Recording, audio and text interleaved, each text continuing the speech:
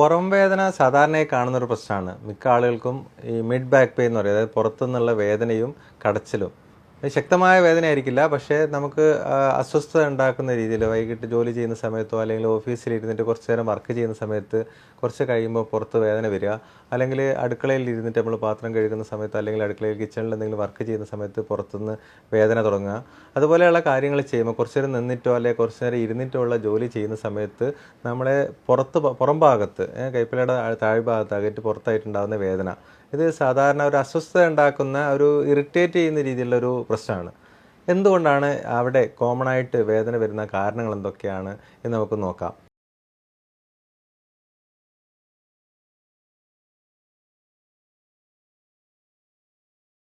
സാധാരണയായി നമുക്ക് മറ്റുള്ള ഈ നടുവിൻ്റെ വേദനയുള്ള ആൾക്കാർക്ക്, ഇപ്പോൾ കുറേ കാലമായിട്ട് നടുവിന് ഡിസ്കിന് പ്രശ്നമുള്ള ആൾക്കാർക്ക് അല്ലെങ്കിൽ കഴുത്തിൻ്റെ ഡിസ്കിന് പ്രശ്നമുള്ള ആൾക്കാർക്ക് കുറച്ച് കാലം കഴിയുമ്പോൾ അത് കുറച്ച് മാറിക്കഴിഞ്ഞാൽ ഈ പുറത്തുള്ള വേദന സ്റ്റാർട്ട് ചെയ്യാറുണ്ട്. അതല്ലാതെ പുറംവേദന മാത്രമായിട്ട് വരുന്ന ആളുകൾ രണ്ട് രീതിയിലും നമുക്ക് പുറംവേദന വരാം. സാധാരണയായി പുറത്തുനിന്നുള്ള വേദന ഉണ്ടാക്കുന്നത് മസിൽസിൻ്റെ പ്രശ്നം കൊണ്ടാണ്. അതായത് കശേരുക്കൾ ഉണ്ടാവാം നട്ടലിൻ്റെ ഭാഗത്ത്, അതുപോലെ തന്നെ അതിൻ്റെ ഇടയിൽ ഡിസ്ക് ഉണ്ടാവാം. അതിനെ പുറത്ത് സപ്പോർട്ട് ചെയ്തുകൊണ്ട് നമുക്ക് ഈ ലിഗമെൻറ്റ്സ്, അതായത് ഓരോ കശേരുക്കൾക്കിടയിലുള്ള ലിഗമെൻറ്റ്സ് ഉണ്ട്, പിന്നെ അതിൻ്റെ പുറത്ത് മസിൽസ് ഉണ്ട്. ഇതിലേതും നമുക്ക് വേദന ഉണ്ടാക്കാം. പക്ഷേ പുറം വേദനയ്ക്ക് ഏറ്റവും കോമൺ ആയിട്ട് നമ്മൾ കാണുന്നത് മസിൽസിൻ്റെ പ്രശ്നം കൊണ്ടാണ്. കാരണം നമുക്ക് സപ്പോർട്ട് ചെയ്തുന്ന ബാക്കിനെ സപ്പോർട്ട് ചെയ്ത് നിർത്തുന്നത്, നമ്മളെ പോസ്റ്റർ റെഡി ആയിട്ട് നിർത്തുന്നത് മസിൽസാണ്. അപ്പോൾ ഇത് എങ്ങനെയാണ്, ഈ പേശികൾ എങ്ങനെയാണ് വേദന ഉണ്ടാക്കുന്നത്? അപ്പോൾ നമുക്ക് ഉദാഹരണത്തിന് പല രീതിയിൽ വരാം. അതൊരു പ്രൈമറി, അതായത് പ്രധാനമായും മസിൽസിൻ്റെ പ്രശ്നം കൊണ്ട് മാത്രം വേദന വരുന്നൊരു ഘടകമുണ്ട്. അത് പലപ്പോഴും നമ്മളുടെ പൊസിഷൻ ശരിയല്ലാത്തതുകൊണ്ടാണ് പലപ്പോഴും വരുന്നത്. ഉദാഹരണത്തിന് നമ്മൾ ഓഫീസിലിരുന്ന് വർക്ക് ചെയ്യുന്ന ആളാണ്.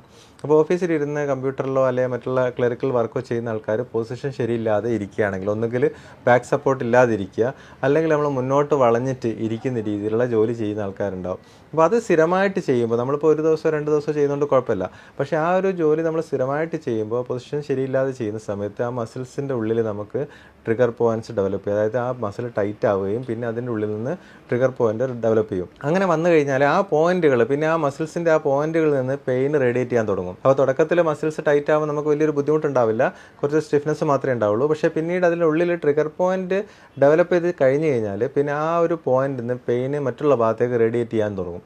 അപ്പോൾ പുറത്താണ് തുടങ്ങിയതെങ്കിൽ പുറത്തുള്ള ഒരു മസിൽസിൻ്റെ ട്രിഗർ പോയിൻ്റ് പെയിന് നമുക്ക് പലപ്പോഴും നെഞ്ചിൻ്റെ ഭാഗത്തേക്ക് വരാം, ഫ്രണ്ടിലേക്ക് വരാം, അല്ലെങ്കിൽ വയറിൻ്റെ മുകൾ ഭാഗത്തേക്ക് വരാം, അല്ലെങ്കിൽ പുറത്ത് മാത്രമായിട്ട് നമുക്കൊരു സ്ക്രൂയിങ് ആയിട്ട് അല്ലെങ്കിൽ ഒരു തരിപ്പ് പോലെയുള്ള ഒരു അസ്വസ്ഥത അനുഭവപ്പെടാം. ഈ രീതിയിൽ പെയിന് പ്രസൻറ്റ് ചെയ്യും. അപ്പോൾ ഇത് പ്യുവർലി നമുക്കൊരു മയോഫേഷ്യൽ പെയിൻ, അതായത് മയോഫേഷ്യൽ പെയിൻ എന്ന് പറഞ്ഞാൽ മസിൽസ് കാരണം ഉണ്ടാകുന്ന, അല്ലെങ്കിൽ മസിൽസും പേശിയും കാരണം ഉണ്ടാകുന്ന പെയിനാണ് മയോഫേഷ്യൽ പെയിൻ എന്ന് പറയുന്നത്. ഇത് പ്യുവർലി പ്രൈമറി, അതായത് നമ്മളെ പൊസിഷൻ കൊണ്ട് മാത്രം, അല്ലെങ്കിൽ നമ്മൾ ജോലി ചെയ്യുമ്പോൾ നമ്മൾ ശ്രദ്ധിക്കാത്തത് കൊണ്ട്, നമ്മളെ പൊസിഷൻ കറക്റ്റ് അല്ലാത്തതുകൊണ്ട് മാത്രം ഉണ്ടാകുന്ന വേദനയാണ് ഈ പ്രൈമറി മയോഫേഷ്യൽ പെയിൻ. അപ്പോൾ ഇതിൽ നമുക്ക് പ്രധാനമായിട്ടും ആ ഒരു പൊസിഷൻ കറക്റ്റ് ചെയ്യുക എന്നുള്ള രീതിയിലേക്കുള്ള ട്രീറ്റ്മെൻറ്റാണ് വരിക. അപ്പോൾ ട്രീറ്റ്മെൻറ്റിനെ കുറിച്ച് നമുക്ക് പിന്നീട് ഡിസ്കസ് ചെയ്യാം. അപ്പോൾ ഒരു വിഭാഗം ഇതാണ്, ഈ പ്രൈമറി മയോഫേഷ്യൽ പെയിനാണ്. പിന്നെ ഉള്ളത് രണ്ടാമതുള്ളത് സെക്കൻഡറി എന്ന് പറയുന്നത് പല രീതിയിലാണ്. അതായത് നമുക്ക് ഉള്ളിലുള്ള പ്രശ്നം കാരണം അതേ ഭാഗത്ത്, നമുക്ക് പുറത്തുള്ള ഭാഗത്ത് ഉള്ളിലിപ്പോൾ ഡിസ്കിന് എന്തെങ്കിലും പ്രശ്നം വരികയാണ്, നമ്മൾ നട്ടലിൻ്റെ മിഡ് ബാക്കിലുള്ള ഏതെങ്കിലും ഒരു ഡിസ്കിന് പ്രശ്നം വരികയാണെങ്കിൽ അതിൻ്റെ പ്രശ്നം കൊണ്ട് നമുക്ക് മസിൽസ് സ്പാസത്തിൽ പോകാം, ടൈറ്റ് ആവാം. പക്ഷേ പ്രധാനമായി ഈ മിഡ് ബാക്കിൽ ഡിസ്കിൻ്റെ പ്രശ്നം, നമ്മൾ നടുവിൻ്റെ അല്ലെങ്കിൽ കഴുത്തിൻ്റെ കാര്യങ്ങൾ പറയുന്ന പോലെ മിഡ് ബാക്കിൽ ഡിസ്കിൻ്റെ പ്രശ്നം വളരെ കുറവാണ്. പൊതുവേ നമ്പർ വെച്ച് നോക്കുമ്പോൾ ഫ്രീക്വൻസി ഭയങ്കര കുറവാണ്. അതിനെക്കാട്ടും കൂടുതൽ പ്രൈമറി മയോഫേഷ്യൽ പെയിനാണ് നമ്മൾ കാണാറ്. പിന്നെയുള്ള പ്രശ്നം എന്ന് വെച്ചാൽ നമ്മൾ അതിൻ്റെ ഉള്ളിലുള്ള സ്ട്രക്ചർ, അതായത് പുറത്തുള്ളതിൻ്റെ ഉള്ളിൽ നെഞ്ചിൻ്റെ കൂടാണുള്ളത്. നെഞ്ചിൻ്റെ കൂടിൻ്റെ ഉള്ളിൽ നമുക്ക് ശ്വാസകോശം ഉണ്ടാവാം, മറ്റുള്ള ഈസോഫാഗസ്, അന്നനാളം, അങ്ങനത്തെ കാര്യങ്ങളെല്ലാം ഉണ്ടാവാം. അത്തരത്തിലുള്ള ഒരു അസുഖം, ഉള്ളിലുള്ള ഒരു ശ്വാസകോശ സംബന്ധമായോ അല്ലെങ്കിൽ മറ്റുള്ള കാര്യങ്ങൾ ഭാഗമായിട്ട് ഉള്ളിൽ എന്തെങ്കിലും അസുഖം വരികയാണെങ്കിൽ, ഒരു ക്യാൻസറോ അല്ലെങ്കിൽ മറ്റുള്ള എന്തെങ്കിലും അസുഖത്തിൻ്റെ പ്രശ്നം വരികയാണ്, അതിൻ്റെ ഭാഗമായിട്ടും നമുക്ക് ഈ myofascial pain, secondary myofascial pain വരാം. പക്ഷേ അത് വളരെ അപൂർവമായിട്ടുള്ള, വളരെ റെയറായിട്ട് കാണുന്ന സംഭവങ്ങളാണ്. പക്ഷെ അതിന് നമുക്ക് പെയിനും വ്യത്യാസം ഉണ്ടാവും. ഞാൻ നേരത്തെ പറഞ്ഞത്, നമ്മൾ കുറച്ച് നേരം ജോലി ചെയ്ത് വൈകിട്ടാകുമ്പോഴത്തേക്ക് നമുക്കൊരു കടച്ചിൽ പോലെ വരികയാണെങ്കിൽ അത് നമുക്ക് കൂടുതലും മസിൽസിൻ്റെ പ്രശ്നം കൊണ്ടാണ്. പക്ഷേ രണ്ടാമത് പറഞ്ഞത് നമുക്ക് ഈ ഉള്ളിലുള്ള അസുഖത്തിൻ്റെ ക്യാൻസർ സംബന്ധമായ അസുഖങ്ങളോ അല്ലെങ്കിൽ ഇൻഫെക്ഷൻ പോലെയുള്ള ഇപ്പോൾ TB പോലെയുള്ള ആൾക്കാർ ഈ നട്ടലിന് TB ബാധിക്കാം, അതുകൊണ്ട് നമുക്ക് ഇൻഫെക്ഷൻ വരാം, അതുകൊണ്ട് പെയിൻ വരാം. അപ്പോൾ അത്തരത്തിലുള്ള പ്രശ്നബാധിതമായിട്ടുള്ള പെയിൻ ആണെങ്കിൽ നമുക്ക് മനസ്സിലാക്കാൻ എളുപ്പമെന്ന് വെച്ചാൽ അവർക്ക് രാത്രി കിടന്നു കഴിഞ്ഞാലും അസഹനീയമായ പെയിൻ ഉണ്ടാവും. അവർക്ക് അതിൻ്റെ കൂടത്തിൽ വിശപ്പില്ലായ്മ, ഈ ശരീരം ക്ഷീണിക്കുക, അല്ലെങ്കിൽ പനി വരിക, ഇത്തരത്തിലുള്ള പ്രശ്നങ്ങളെല്ലാം ഉണ്ടാവും. അപ്പോൾ അത്തരത്തിലുള്ളൊരു ലക്ഷണങ്ങളോട് കൂടി ഒരു മിഡ് ബാക്ക് പെയിൻ അല്ലെങ്കിൽ പുറത്തൊരു പെയിൻ വരികയാണെങ്കിൽ അത് നമ്മൾ സീരിയസ് ആയിട്ട് എടുക്കേണ്ടതാണ്. കാരണം അത് ഉള്ളിലുള്ള പ്രശ്നങ്ങൾ, അല്ലെങ്കിൽ ഒരു ക്യാൻസറോ അല്ലെങ്കിൽ ഒരു ഇൻഫെക്ഷനോ കാര്യങ്ങൾ, അതുപോലെ പ്രശ്നമുള്ള ശരീരത്തിനോ ജീവനോ ഭീഷണിയാവുന്ന രീതിയിലുള്ള ഒരു അസുഖത്തിൻ്റെ ഭാഗമായി വരുന്ന വേദന ഇത്തരത്തിലുള്ള ലക്ഷണങ്ങളൊക്കെ ഉണ്ട്. അതായത് പനി, വിറയൽ, അതുകൂടാതെ അതിശക്തമായ രാത്രി ഉണ്ടാകുന്ന വേദന, കൂടെ നമുക്ക് വിശപ്പില്ലായ്മ, തടി കുറയുക, ഇത്തരത്തിലുള്ള കാര്യങ്ങളൊക്കെ നമുക്ക് വേദനയുടെ കൂട്ടത്തിൽ അനുഭവപ്പെടുന്നുണ്ടെങ്കിൽ അത് നമുക്ക് സീരിയസ് ആയിട്ട് എടുക്കേണ്ടതാണ്. പെട്ടെന്ന് തന്നെ നമ്മൾ ഡോക്ടറെ കാണിക്കുകയും ട്രീറ്റ്മെൻറ്റ് എടുക്കുകയും ചെയ്യേണ്ട കാര്യമാണ്. പക്ഷേ അതല്ലാതെ നമുക്കൊരു മസിൽസിൻ്റെ പെയിന് മാത്രമേ ഉള്ളൂ, നമുക്ക് മറ്റുള്ള ഈ പറഞ്ഞ ലക്ഷണങ്ങളൊന്നും ഇല്ലാതെയുള്ള ആൾക്കാരാണെങ്കിൽ നമുക്ക് പേടിക്കേണ്ട ആവശ്യമില്ല. ഇത് കോമൺ ആയിട്ടുള്ളൊരു കണ്ടീഷനാണ്. അപ്പോൾ അതിൻ്റെ ഒരു കാരണങ്ങൾ നമ്മൾ കണ്ടെത്തിയാൽ മതി. അതിൽ ഒന്ന് ഞാൻ ആദ്യം പറഞ്ഞ പ്രൈമറി ആണെങ്കിൽ, സെക്കൻഡറി ആയിട്ട് നമുക്ക് വരാൻ പറഞ്ഞാൽ ഈ ഗുരുതരമല്ലാത്ത പ്രശ്നങ്ങളിൽ പെട്ടതാണ് നമുക്ക് നടുവിൻ്റെ ഡിസ്കിന് പ്രശ്നമുള്ള ആൾക്കാർക്ക്. നടുവിന് ഓൾറെഡി ഡിസ്കിന് നേരത്തെ പ്രശ്നമുള്ള ആൾക്കാരുണ്ടാവും. അപ്പോൾ നടുവിൻ്റെ ഡിസ്കിൻ്റെ പ്രശ്നത്തിൻ്റെ ഭാഗമായിട്ട് നമുക്ക് ആദ്യം നടുവേദന തുടങ്ങി, പിന്നെ കുറച്ച് കഴിഞ്ഞ് നടുവേദനയൊക്കെ കുറച്ച് കഴിഞ്ഞപ്പോൾ മിഡ് ബാക്കിലേക്ക് മേലോട്ട് കുറച്ച് പെയിൻ തുടങ്ങുന്നു. അപ്പോൾ അതിനൊരു കാരണം എന്ന് വെച്ചാൽ നട്ടലിൻ്റെ ഡിസ്കിൻ്റെ പ്രശ്നം ഉണ്ടാകുന്ന സമയത്ത് നമ്മൾ അവിടെയുള്ള മസിൽസിൽ സ്പാസവും നമ്മളെ പൊസിഷനൊക്കെ വേരിയേഷൻ വരാം. അപ്പോൾ അതിൻ്റെ ഭാഗമായിട്ട് അതിൻ്റെ അടുത്ത ഗ്രൂപ്പായ മസിൽസ് സ്പാസത്തിലേക്ക് പോകുന്നതാണ്. അതായത് നമ്മളത് ഇങ്ങനെ മസിൽസിന് എപ്പോഴും നമ്മൾ ഒരു ഗ്രൂപ്പിന് പ്രശ്നം വന്നു കഴിഞ്ഞാൽ അതിൻ്റെ തൊട്ടടുത്തുള്ള ഗ്രൂപ്പ് ഓഫ് മസിൽസ് പിന്നെ ടൈറ്റായി വരും. അപ്പോൾ അത് നേരെ പറഞ്ഞ് നമ്മൾ കഴുത്തിൻ്റെ ഭാഗത്തും അങ്ങനെ തന്നെയാണ്. കഴുത്തിൻ്റെ ഭാഗത്ത് കഴുത്തിൻ്റെ ഡിസ്കിൻ്റെ പ്രശ്നം വരികയാണ്, കഴുത്തിൻ്റെ ഭാഗത്ത് വേദന വന്നു കഴിഞ്ഞാൽ കുറച്ച് കാലം കഴിഞ്ഞാൽ നമുക്ക് ആ പെയിന് താഴോട്ട് ആ നട്ടലിൻ്റെ സൈഡിൽ കൂടെയുള്ള താഴത്തേക്കുള്ള മസിൽസിലേക്ക് പെയിന് വരുന്നത് കാണാം. അപ്പോൾ അത് ഇതിൻ്റെ ഭാഗമായിട്ട് സെക്കൻഡറി മയോഫേഷ്യൽ പെയിൻ അങ്ങനെ അടുത്തടുത്ത ഗ്രൂപ്പായിട്ട് ഇൻവോൾവ് ചെയ്ത് പോകുന്നതിൻ്റെ ഭാഗമായിട്ട് വരുന്നതാണ്. നമുക്ക് സെൻസിറ്റൈസേഷൻ എന്ന് പറയാം. അതായത് പെയിന് സെൻസിറ്റൈസ്ഡ് ആയിട്ട് മറ്റുള്ള ഭാഗത്തേക്ക് സ്പ്രെഡ് ചെയ്യുന്നതാണ്. അപ്പോൾ ഇത് രണ്ടാണെങ്കിൽ നമുക്ക് യൂഷ്വലി മയോഫേഷ്യൽ പെയിൻ ട്രീറ്റ് ചെയ്താൽ തന്നെ അത് മാറിക്കിട്ടുന്നതാണ്. എങ്ങനെയാണ് ഇത് മയോഫേഷ്യൽ പെയിൻ ആണോ അല്ലേ എന്നുള്ളത് നമുക്ക് മനസ്സിലാക്കുക. അപ്പോൾ പൊതുവേ നമ്മൾ ഇത്തരത്തിലുള്ള ഒരു അസുഖം വരുന്ന സമയത്ത് നേരത്തെ പറഞ്ഞ റെഡ് ഫ്ലാഗ്സ് പ്രശ്നമുള്ള ഹിസ്റ്ററിയിലോ അല്ലെങ്കിൽ നമുക്ക് രോഗിനെ പരിശോധിക്കുന്ന സമയത്തോ അത്തരത്തിലുള്ള അതായത് ഒരു ക്യാൻസർ സംബന്ധമായിട്ടോ അല്ലെങ്കിൽ നമുക്കൊരു ഉള്ളിലെ ഒരു അവയവത്തിൻ്റെ ഭാഗമായിട്ടുള്ള പെയിൻ ആയിട്ടുള്ള സംശയം തോന്നുന്നുണ്ടെങ്കിൽ ഒരു സിംറ്റംസോ സൈൻസോ നമുക്ക് കാണുകയാണെങ്കിൽ നമ്മൾ തീർച്ചയായിട്ടും എക്സ്റേ, MRI അതുപോലെയുള്ള ബ്ലഡ് ടെസ്റ്റുകളൊക്കെ ചെയ്തിട്ട് മറ്റുള്ള അസുഖങ്ങളൊന്നുമില്ല എന്നുള്ള ഉറപ്പ് വരുത്തൽ നിർബന്ധമാണ്. അപ്പോൾ അത്തരത്തിലുള്ള ലക്ഷണങ്ങളൊന്നും ഇല്ലെങ്കിൽ നമുക്ക് മസിൽസിൻ്റെ ഭാഗത്ത് നമ്മൾ എക്സാമിൻ ചെയ്യുന്ന സമയത്ത് നമ്മൾ പരിശോധിച്ച് കഴിഞ്ഞാൽ തന്നെ നമുക്ക് കൃത്യമായിട്ട് ഈ ട്രിഗർ പോയിൻറ്റ്സ് ലോക്കലൈസ് ചെയ്യാൻ പറ്റും. ട്രിഗർ പോയിൻറ്റ്സ് ലോക്കലൈസ് ചെയ്ത് അവിടെ നമ്മൾ സ്റ്റിമുലേറ്റ് ചെയ്യുന്ന സമയത്ത് രോഗിക്ക് കൃത്യമായിട്ട് ആ പെയിന് മുമ്പ് എവിടെയാണോ പെയിൻ ഉണ്ടായിരുന്നത് അതേ പെയിൻ തന്നെ അവർക്ക് അനുഭവപ്പെടും. അപ്പോൾ അത് നമുക്ക് അങ്ങനെ ചെയ്യുന്ന സമയത്ത് അതൊരു മസിൽസിൻ്റെ മയോഫേഷ്യൽ പെയിൻ ആണെന്ന് നമുക്കത് കൺഫേം ചെയ്യാൻ പറ്റും. അപ്പോൾ മയോഫേഷ്യൽ പെയിന് നമുക്ക് പ്രധാനമായിട്ടുള്ളൊരു കാരണം എന്ന് വെച്ചാൽ നമ്മൾ നേരത്തെ പറഞ്ഞ പോലെ പൂർ എർഗണോമിക്സ് ആണ്. അതായത് ജോലി ചെയ്യുമ്പോൾ പൊസിഷൻ ശ്രദ്ധിക്കാത്തതുകൊണ്ടോ അല്ലെങ്കിൽ പൊസിഷൻ ശരിയില്ലാതെ ജോലി ചെയ്യുന്നതുകൊണ്ട് ഉണ്ടാകുന്ന ഒരു പ്രധാന പ്രശ്നം അതാണ്. അതല്ലാതെ ചില അസുഖങ്ങളുടെ ഭാഗമായിട്ട് മയോഫേഷ്യൽ പെയിൻ വരും. അതായത് ഉദാഹരണത്തിന് നമുക്ക് വൈറ്റമിൻ ഡി ഡെഫിഷ്യൻസി, വൈറ്റമിൻ ഡിയുടെ കുറവുള്ള ആൾക്കാർക്ക് മസിൽസിന് പെയിൻ വരാനും മയോഫേഷ്യൽ പെയിൻ വരാനും സാധ്യത കൂടുതലാണ്. അയണിൻ്റെ കുറവ്, അതായത് രക്തക്കുറവുള്ള ആൾക്കാർക്ക്, ഹീമോഗ്ലോബിൻ്റെ കുറവുള്ള ആൾക്കാർക്ക് മയോഫേഷ്യൽ പെയിൻ വരാം. വൈറ്റമിൻ B12 കുറവുള്ള ആൾക്കാർക്ക് വരാം. അതുകൂടാതെ നമുക്ക് ഈ തൈറോയിഡിൻ്റെ പ്രശ്നമുള്ള ആൾക്കാർക്ക്, അതുപോലെ ഡയബറ്റീസ് ഉള്ള ആൾക്കാർക്ക്, ഇത്തരത്തിലുള്ള ആളുകൾക്കെല്ലാം അതായത് ഇത്തരത്തിലുള്ള ഡെഫിഷ്യൻസിയോ അല്ലെങ്കിൽ ഇത്തരത്തിലുള്ള അസുഖങ്ങളുള്ള ആൾക്കാർക്ക് മയോഫേഷ്യൽ പെയിൻ വരാനുള്ള സാധ്യത കൂടുതലാണ്. അപ്പോൾ നമുക്ക് വേറെ പ്രത്യേകിച്ച് കാരണങ്ങളൊന്നും ഇല്ലാതെ മസിൽസിന് പെയിൻ വരുന്ന ആളുകൾക്ക് നമ്മളെപ്പോഴും ഈ ടെസ്റ്റുകളെല്ലാം ഒന്ന് ചെയ്യണം. ഇതിൻ്റെ എന്തെങ്കിലും കുറവുണ്ടോ അല്ലെങ്കിൽ ഇത് സപ്ലിമെൻറ്റ്സ് നമ്മൾ കൊടുക്കണം. ഇതിൽ കുറവുള്ള ഏതെങ്കിലും ഉണ്ടെങ്കിൽ ഇത് കറക്റ്റ് ചെയ്യുക എന്നുള്ളത് പ്രധാനമാണ്. ഇതിനെ കൂടുതൽ ട്രീറ്റ് ചെയ്യുന്നതിൻ്റെ കൂടുതൽ തന്നെ ഇതിൻ്റെ കറക്ഷനും കൂടി നമ്മൾ ചെയ്യണം. അതിന് അണ്ടർലൈങ് ആയിട്ട് ഇത് വരാനുള്ള കാരണം ഇതിൻ്റെ ഡെഫിഷ്യൻസി ആണെങ്കിൽ എപ്പോഴും ഇത് കറക്റ്റ് ചെയ്യുക, അതിൻ്റെ കൂടുതൽ ഇപ്പോൾ ഉള്ള മയോഫേഷ്യൽ പെയിൻ കറക്റ്റ് ചെയ്യുക എന്നുള്ളതാണ് ഏറ്റവും പ്രധാനമായിട്ട് ചെയ്യേണ്ടത്. അപ്പോൾ എന്താണ് ഈ മിഡ് ബാക്ക് പെയിൻ മാറാൻ വേണ്ടി നമുക്ക് ചെയ്യാൻ പറ്റുന്ന പ്രധാന ഘടകം? ഒന്ന്, നേരത്തെ പറഞ്ഞ പോലെ നമ്മളെ പൊസിഷൻ കറക്റ്റ് ചെയ്യുക എന്നുള്ളതാണ്.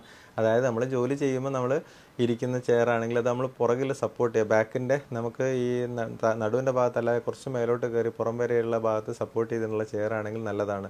അപ്പോൾ നമ്മൾ ജോലി ചെയ്യുമ്പോൾ അറിയാതെ നമ്മൾ മുന്നോട്ട് വളഞ്ഞിരുന്ന് ജോലി ചെയ്യുന്നുണ്ട്, അല്ലെങ്കിൽ ഒരേ പൊസിഷൻ തന്നെ കണ്ടിന്യൂസ് ആയിട്ട് ഇരുന്ന് ജോലി ചെയ്യുന്നുണ്ടെങ്കിൽ പൊസിഷൻ ഇടയ്ക്കിടയ്ക്ക് ചേഞ്ച് ചെയ്ത് കൊടുക്കുക എന്നുള്ള പ്രധാനമാണ്. നമ്മൾ ഇടയ്ക്കൊന്ന് എണീറ്റ് നടന്നിട്ട് പിന്നെ രണ്ടാമത് ഇരിക്കുകയാണെങ്കിൽ ചിലപ്പോൾ കുഴപ്പമുണ്ടാവില്ല. അപ്പോൾ കണ്ടിന്യൂസ് ആയിട്ടുള്ള ഇരുത്തത്തിൽ നമ്മൾ ശ്രദ്ധിക്കുക. സിസ്റ്റം യൂസ് ചെയ്യുന്ന ആളാണെങ്കിൽ സിസ്റ്റത്തിൻ്റെ പൊസിഷനും നമ്മളെ കൈക്ക് സപ്പോർട്ട് ഉണ്ടോ എന്നുള്ള കാര്യം പ്രത്യേകിച്ച് നോക്കുക. കാരണം കാരണം പ്രത്യേകിച്ചും കുറേ നേരം ഒരുപാട് നേരം ടൈപ്പ് ചെയ്യുന്ന ആൾക്കാർ കൈക്ക് സപ്പോർട്ട്, കൈയിൻ്റെ എൽബോൻ്റെ ഭാഗം സപ്പോർട്ട് ഇല്ലാതെ ചെയ്യുന്ന സമയത്ത് നമുക്ക് ആ പുറത്തുള്ള മസിൽസിന് സ്ട്രെയിൻ വരാനുള്ള സാധ്യത കൂടുതലാണ്. അപ്പോൾ അത് നമ്മൾ ശ്രദ്ധിക്കുക. അപ്പോൾ ഇത്തരത്തിലുള്ള കാര്യങ്ങൾ നമ്മൾ പൊസിഷനില്ല, അതായത് ഈ ജോലി ചെയ്യുന്ന സ്ഥലത്ത്, അതിപ്പോൾ നമ്മൾ അടുക്കളയിൽ ചെയ്യുന്ന ആൾക്കാരാണെങ്കിൽ, പാത്രം കഴുകുന്ന ആൾക്കാർ, നമ്മൾ ഈ സിങ്കിൻ്റെ ഹൈറ്റ് നമ്മൾ എപ്പോഴും ശ്രദ്ധിക്കുക. അപ്പോൾ നമ്മൾ വളഞ്ഞ് നിന്നിട്ടാണ് ചെയ്യുന്നതെങ്കിൽ അത് നമ്മൾ കഴിയുന്നത് നേരെ നിന്നിട്ട് ചെയ്യാനുള്ള ശ്രദ്ധിക്കുക എപ്പോഴും.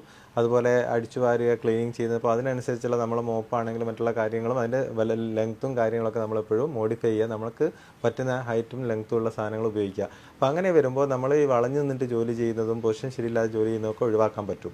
അതാണ് ഏറ്റവും പ്രധാനമായിട്ടുള്ള ഇത് പ്രിവെൻറ്റ് ചെയ്യാനുള്ളൊരു കാര്യം. രണ്ടാമത് ഞാൻ നേരത്തെ പറഞ്ഞ ഡെഫിഷ്യൻസി എല്ലാം കറക്റ്റ് ചെയ്യുക. വൈറ്റമിൻ ഡി കുറവുള്ള ആൾക്കാർ അത് സപ്ലിമെൻറ്റ് ചെയ്യുക. വൈറ്റമിൻ B12 കുറവുള്ള ആൾക്കാർക്ക്, ഇപ്പോൾ പൊതുവേ നമ്മളെ കേരളത്തിൽ വൈറ്റമിൻ B12 ഡെഫിഷ്യൻസി കുറവാണ്, കാരണം മീൻ കൂടുതലായിട്ട് കഴിക്കുന്നതുകൊണ്ട്. പക്ഷേ എന്നാലും അത് കുറവുള്ള ആൾക്കാരുണ്ടെങ്കിൽ അത് കറക്റ്റ് ചെയ്യുക. അതുപോലെ മറ്റുള്ള ഷുഗർ, തൈറോയ്ഡ് കാര്യങ്ങളുള്ള ആൾക്കാരെല്ലാം അതെല്ലാം കൃത്യമായിട്ട് കൺട്രോൾ ചെയ്യുക എന്നുള്ളത് രണ്ടാമത്തെ, അതൊരു പ്രിവെൻഷനാണ്. നമുക്കിത് പ്രശ്നം പ്രിവെൻറ്റ് ചെയ്യാനുള്ള സംഭവമാണ്. ഇത് കൂടാതെ നമുക്ക് അടുത്ത സ്റ്റെപ്പ് വരുന്ന എക്സസൈസാണ്. എക്സസൈസ് പറഞ്ഞാൽ ഈ മസിൽസിൻ്റെ പ്രശ്നത്തിന് മയോഫേഷ്യൽ പെയിൻ എപ്പോഴും മസിൽ ടൈറ്റ് ആകുന്നതുകൊണ്ടാണ് അതിൽ ട്രിഗർ പോയിന്റ് വരുന്നത്. അപ്പോൾ നമ്മൾ ആ മസിൽസിനെ സ്ട്രെച്ച് ചെയ്യുക എന്നുള്ളതാണ് ഏറ്റവും പ്രധാനമായിട്ടുള്ള എക്സസൈസ്. അപ്പോൾ ഓരോ മസിൽസിന് ഇൻഡിവിജ്വലായിട്ട് നമുക്ക് സ്ട്രെച്ചിങ് എക്സസൈസ് ഉണ്ടാവും. നിങ്ങൾക്ക് നമ്മളെ ചാനലിൽ തന്നെ നോക്കിയാൽ നമുക്ക് ഇതിൻ്റെ എല്ലാം സ്ട്രെച്ചിങ് എക്സസൈസ് കിട്ടുന്നതാണ്. അപ്പോൾ അതിൽ സ്ട്രെച്ചിങ് എക്സസൈസ് നോക്കിയിട്ട് ബാക്കിൻ്റെ പുറത്തുള്ള പാരാസ്പൈനൽ മസിൽസിൻ്റെ സ്ട്രെച്ചിങ് എക്സസൈസ് നോക്കിയിട്ട് അത് കൃത്യമായിട്ട് ചെയ്ത് കഴിഞ്ഞാൽ നമുക്ക് പെയിനിന് റിലീഫ് ഉണ്ടാവും.